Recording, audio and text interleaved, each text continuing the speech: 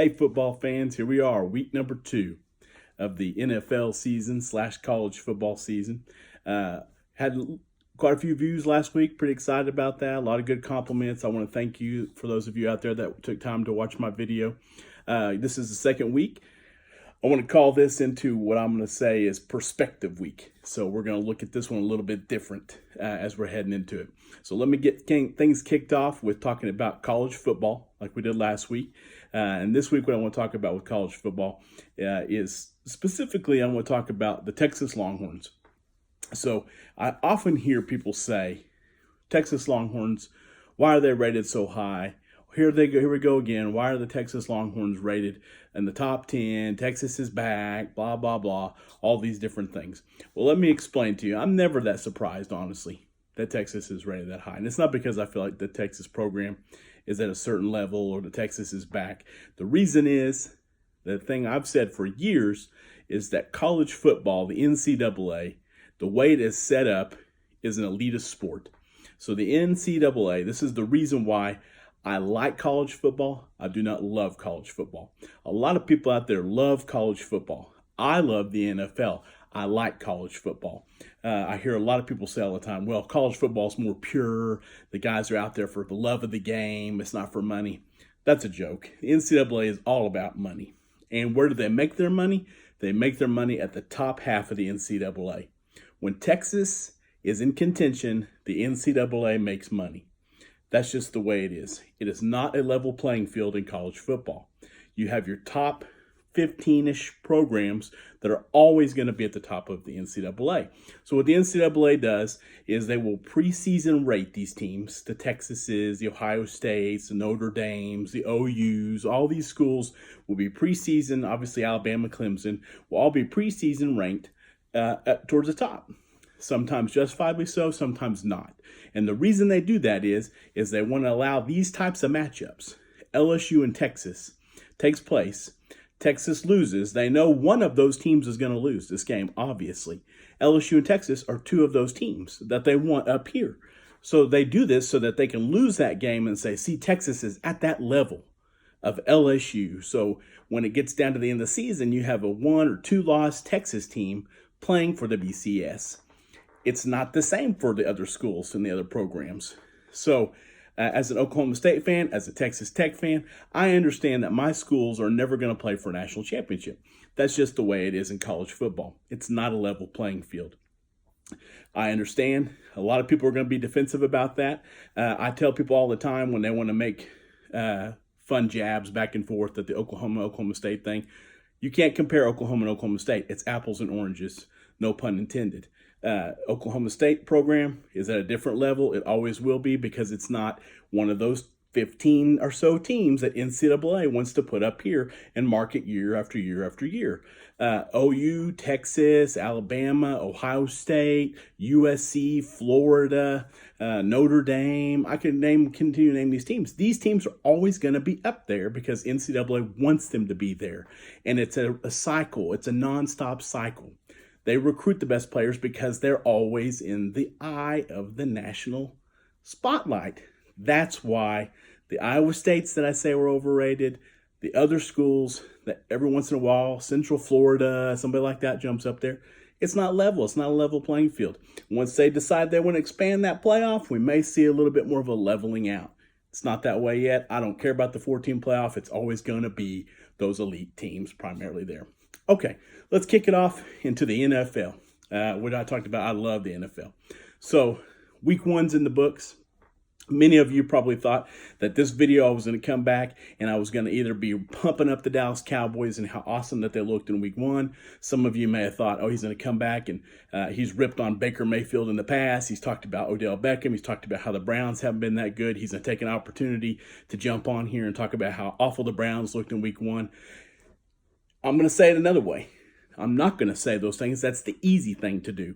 It's easy for me to get on here and talk about the Dallas Cowboys looking good. It's easy for me to get on here and talk about how bad the Browns looked or the Pittsburgh Steelers or teams that I hate that looked bad in week 1 and teams that I like, or Patrick Mahomes looking good in week 1 despite being a little banged up and losing his one of his top targets. What I am going to say is that every year, everybody does this in the NFL. After 3 weeks of games, everybody always jumps to conclusions. We lose perspective. We jump to conclusions. You don't know anything about the NFL after week 1. I promise you, nothing has been decided. Nothing is set in stone after 1 week in the NFL. I say after 3 weeks before you really get a better feel for it. And it happens every year, like clockwork. It happens everywhere, every year. Somebody is going to start off 3-0 to start the season. Everybody's going to jump on the bandwagon. Oh, this team's 3-0. Look what they're doing. They're destined, blah, blah, blah, blah, blah. And that team will come crashing down some point in the season. They will be overrated and they won't fulfill the expectations. Not every team at 3-0 does that, obviously, but there always is going to be that 1 or 2 teams that starts off 3-0, maybe 2-1 with a couple of huge victories, and everybody jumps on that bandwagon. Likewise, there's always a team that starts off 1-2 or 0-3, and the sky's falling. Everybody talks about this team's not going to do anything. This team's not meeting expectations, and that team ultimately goes on a run. They make it into the playoffs. And they take everybody in by shock them. And sometimes those teams make it all the way. Think about the New York Giants years ago. Took on the New England Patriots in the Super Bowl. That team was awful to start the season. They got that momentum and moved forward. Bill Parcells used to say something that I love. We don't know anything about the NFL teams until about Thanksgiving. When Thanksgiving comes around, your record is what it says you are. You are what your record says you are. And we know more about it. So I don't jump to conclusions after week 3. Am I excited about the way the first week went? Absolutely, I'm excited about the way the first week went. I'm not jumping to conclusions. The reason being, the Cowboys play the Washington Redskins this week. A lot of people are expecting Dallas to clean up because Washington's not that good. I've watched way too many Redskin Cowboy games to go into this one thinking Dallas is just going to roll the Washington Redskins. Likewise, as much as I think the Cleveland Browns are exactly what I think they are, I'm not going to come out here and lay judgment after week 1 and say that they validated anything. Nothing has been validated. And what will happen is they will stomp a mud hole more than likely into the New York Jets. And since we're talking about the New York Jets, I'm going to give you a bonus.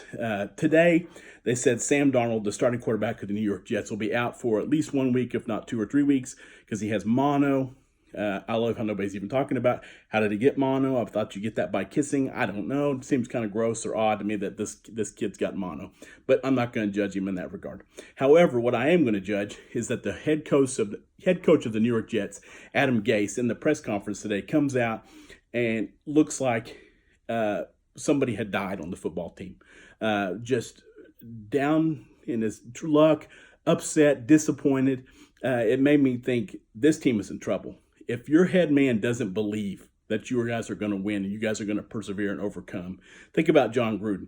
That guy never wavered, never flinched, even with all this drama going on. And I think the Raiders showed that they were able to overcome. When you got a head coach who's hanging his head down, looks like he's going to cry because his quarterback has mono. The guy's coming back. He's not out for the season. It just tells me the Jets are in a world of trouble. No surprise, honestly, it's the New York Jets. Let's wrap it up with the Dallas Cowboys. You know I'm going to talk about Dallas Cowboys. I'm going to start calling my segments the Nick Who Gives a Crap Football Update of the Week. I used to use that back in the day with Nick's Who Gives a Crap Dallas Cowboy Update. Same type of thing. You know, a lot of you are thinking, who gives a crap what Nick has to think about football? So I kind of like that. So I'm going to call this the Nick's Who Gives a Crap Football Updates. But to go into the Dallas Cowboys to wrap up the week, I'm not going to talk about something good about the Dallas Cowboys because I want to point out something that did concern me with the game this week.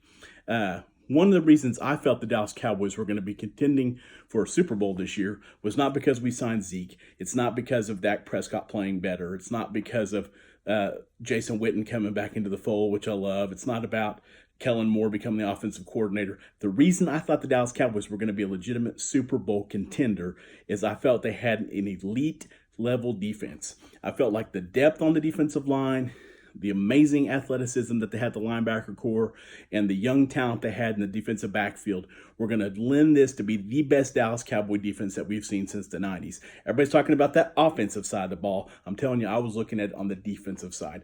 That first week, I was scared. That defense did not look good.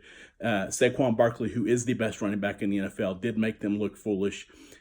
Eli Manning was able to throw the ball down the field. Receivers were getting open. They weren't getting that much pressure on him. I was very disappointed in the defense after week one. Let me go back to my other comment. It's week one. I'm not going to panic. However, that's something to look at. If this defense isn't able to turn it around, Dallas isn't going anywhere. It has nothing to do with Prescott or Zeke or any of that stuff on the offensive side. You win championships with defense. I'm telling you, so many quarterbacks of a lower caliber have won Super Bowls because of having an elite caliber defense, an elite level defense. So that's my concern with the Dallas Cowboys. I'll heavily be watching that against the Washington Redskins. I want to see a much better effort by the Dallas Cowboys defense this week.